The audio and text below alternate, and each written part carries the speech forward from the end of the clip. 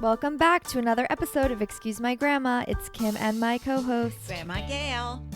So we're doing a little pre-recording this week because when this episode comes out on Thursday, I will be in Seattle with Amazon because Grandma and I are doing a project with them. We're their partners. So I'm really excited. Grandma Gail can't come because she has a prior commitment, unfortunately, but we're going to do stuff with them at another point together. And not only that, but we've been busy packing and unpacking your suitcase. The last time I was in Seattle was on my teen tour when I was 14 on American Trails West. And I don't remember it much. Well, you were there in July, don't forget. Now you're going to be there in April. And I think it was even raining then. I think it's always raining. The one thing you definitely have to take is an umbrella. And actually, I actually saw the weather was very cold. I remember going, is the Needle there? Yes. Yeah, I remember that. That's it. Is there anything else? Well, Amazon. Yeah. That's what's really there. Yeah, But so anyway, I don't know what fun. is going to be in store yet. Probably like dinners and some meetings with Amazon people. But I'm excited, and I'm definitely going to be FaceTiming you most of the time because it is scary to go on a trip by yourself with nobody you know. Well, you know what? You're grown up. You can do it. I have complete faith in you. Thanks. But yeah, we're going to have to pick some good outfits to wear while I'm there. That's the issue. Mm-hmm. I think you have to be chilled out because I think Seattle's very, not really, they're glam. They're like more, they're like, more cool. Yeah. More cool. Like chill girl absolutely, vibes. Absolutely. So I think that you'll have fun doing this. We're going to have a lot of looking in your closet this week. Yeah. Did all of our listeners see that we were on Fox Digital and the New York Post this week? It was a very nice article, Kim. It was very nice, but the difference was that it was interspersed with ads. I couldn't quite figure it out. I know. I mean, all of a sudden I was reading it, and then an ad came in, and I thought, is that us? And then I realized, no, that's not us. Yeah, it was a little disorienting, but I do think it was a really nice article. And she was such a nice reporter who interviewed us. Yes, and we really just talked about all the generational differences and how we film videos for Excuse My Grandma and stuff like that. So and telling me everybody how old I am, which I think I have to stop telling people. Yeah. Well, you guys should look it up. Just, I'm sure if you Google search Excuse My Grandma, the article will come up. But give them the date. I think it came out about a week ago. Right. So it'll come up. Okay. I'm thinking for our dating topic of the week, we will talk about the rule that we posted on social media this week, which was, if a guy doesn't want to go out again, think about all the outfits you didn't have to waste on him. That I think is good because it gets tiring. Mm-hmm. If you're dating someone for several nights in a row, you've got to really think things out. Yeah. And it gets a little exhausting. Well, it actually came up organically because I've been going on dates, and sometimes, not every date goes, it doesn't turn into anything. And when someone told me they didn't want to keep dating, Grandma did a really nice reframe and was like, just think about it this way. Like, you only wasted 2 outfits on the guy. And I was like, so true. And I think that's a great way to think about things. Exactly. You got to always think of the positive. Yes. You take a negative and you make it into a positive. Other videos that we did this week, we did one of our Not My Type videos. Grandma said, date someone who's emotionally available. And I said, not my type.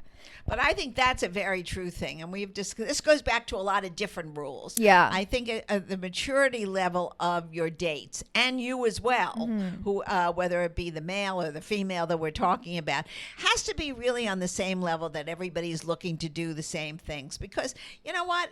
Everybody grows up differently, and sometimes a 30-year-old can act like a 15-year-old, and a 15-year-old can act like a 30-year-old. Absolutely. A lot of people were commenting, being like, wait, what does it mean to be like emotionally available? And I mean, I would just say it means you're like mature enough to have a healthy adult relationship.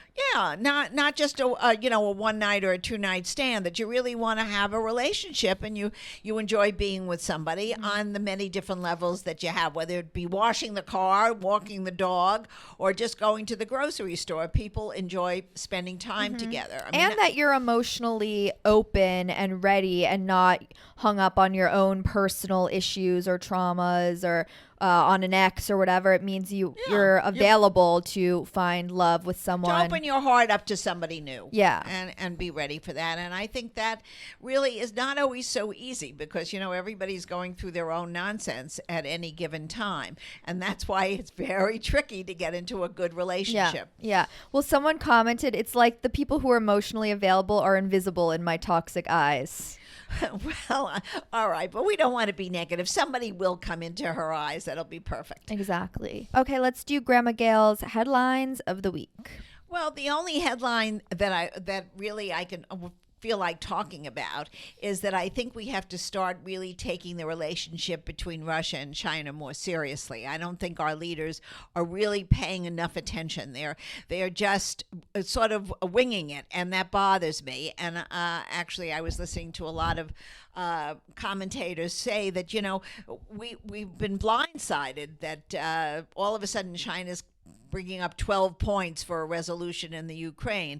That was our role always, the United States, as the leader of democracy and the leader of the world.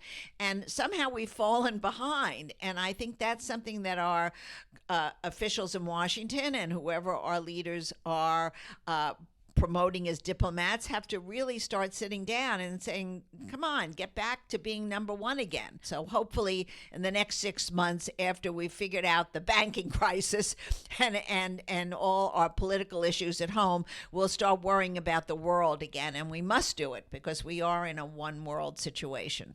Also, what do we think about TikTok potentially being banned? It's been a discussion for a bit now. I think the people on TikTok have been in Washington speaking, and hopefully they're going to make some resolution that will allow part of it to be, especially the American channel of it, will be sort of taken over by somebody else, or they will set up certain rules to guarantee security of the users, because we love TikTok and we support freedom of speech, but we don't want people to have their information taken away from them as well. So we're hoping for a good resolution on that. It was actually really interesting. I was scrolling through TikTok and I follow the official TikTok account, and the I want to say CEO, but someone at the head of the company, I don't think it was the CEO, but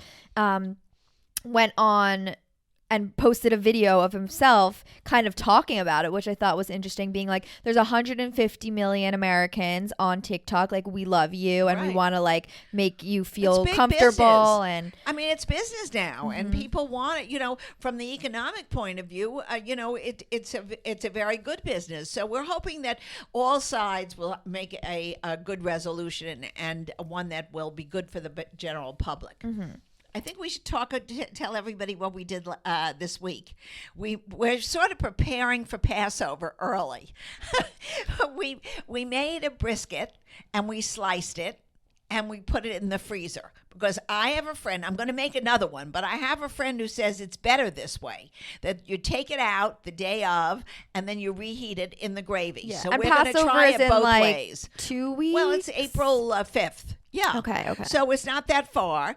And then the same girlfriend told me that I can do that with potato pancakes. So I'm thinking what about is the point of Well, I think because the day of it becomes so frenetic with all setting the table and everybody coming together, and you want to be with family, that if you can do things prior, it makes sense. So I'm going to try it. I'm going to try doing the potato pancakes as well, and then take one out and put it in the oven and see if it comes out just as well. If it does, then that takes a lot of stress out of cooking. The recipes were actually much easier than I thought they would be. There's nothing too complicated about any of them, but I think I always feel like that when I'm watching people cook, and then for some reason I mess it up. But I'm only worried, normally I get my meat from 2 different places in New York when I make brisket, because brisket is a tricky thing. You either have to, when you do barbecue, that cooks for hours and hours on a grill. And the whole apartment smelled like meat for literally. Good. Yeah, but I don't want to smell meat before bed, 48 hours. When you're making a brisket, it somehow lasts in the house an entire day.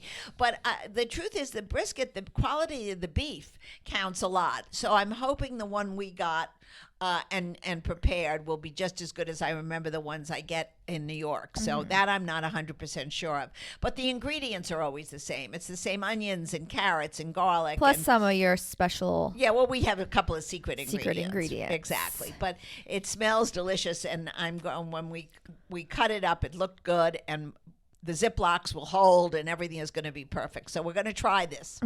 It's an experiment. Yeah, we'll see. Okay, let's do our listener questions of the week from Ask Grandma Anything. How to be a supportive girlfriend. My boyfriend is going through a lot right now. Well, that's very important. It's the same with anything. You have to reach out. If her boyfriend has some issues, take her out for lunch. See if you can talk it through. See if you could do anything to help him. If there's anything that, you might know somebody that could help him out. So, you have to extend a hand.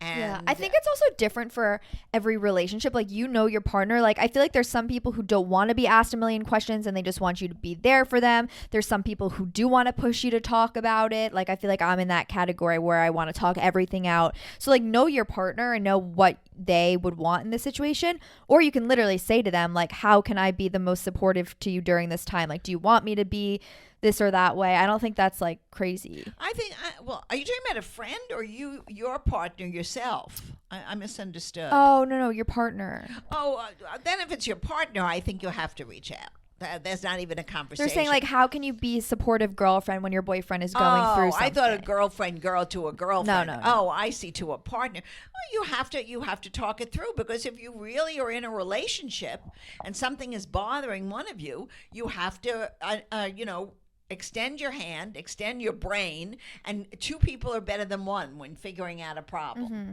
Yeah, that's true. Okay, someone said, how do you respond to a rude mother-in-law? You keep your mouth shut. That's the problem. Mother-in-law is I think calls the shots. Yeah, well, not I have to say I had a wonderful mother-in-law, and I always enjoyed her, and we spoke every single day.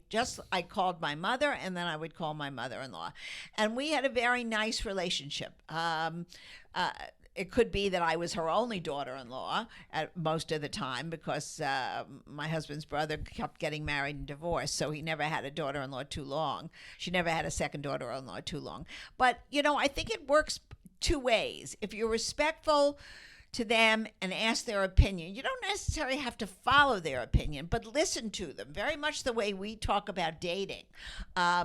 You don't have to agree with the person about your dating stories, but listen to the other side. And I think with a family relationship, especially with a mother-in-law, from the woman's perspective, it's always very tricky. A mother and son have a very special dynamic in most cases. Yeah. So I think they think that they're the best thing to ever hit this earth. Well, because the mothers really do that to their sons. Yeah. I think almost in every culture.